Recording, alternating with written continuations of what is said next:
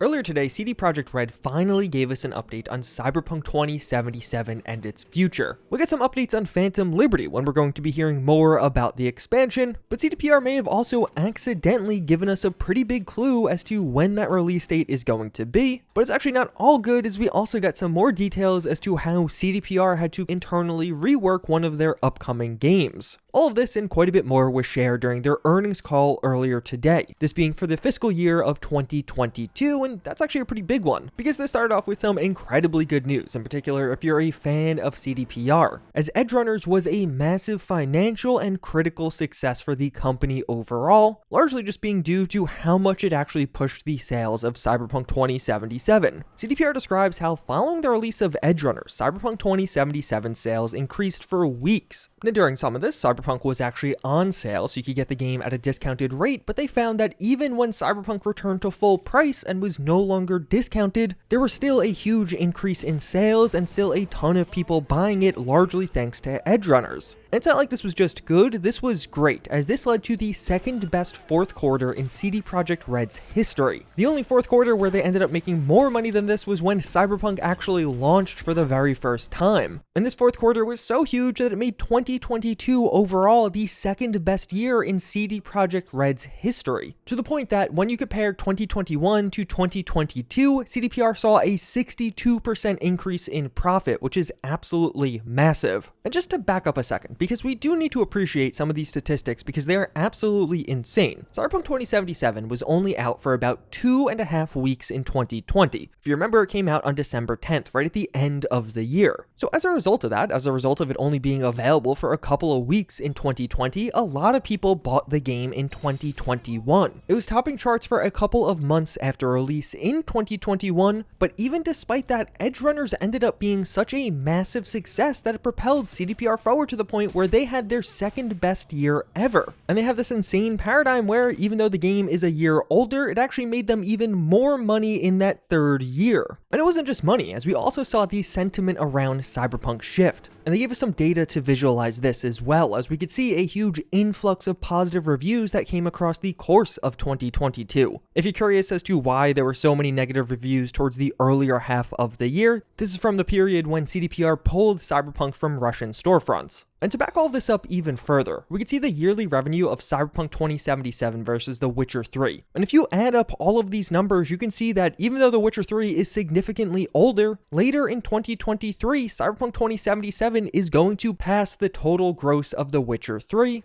And put simply, Cyberpunk 2077 is a massive game, which is far more impressive when you consider how controversial its launch was. And all of this success may have even led to a bit more investment in the game. CDPR released another employee breakdown chart, and on this we could actually see this yellow bar has gotten slightly larger since the end of 2022, which means that since the end of last year, there are actually slightly more developers working on Cyberpunk 2077 right now. This isn't on Phantom Liberty, it's likely they're working on patch 1.7. That's a really good sign if you're hoping for Cyberpunk to get more features, because clearly there's slightly more manpower now than there was a couple of months ago.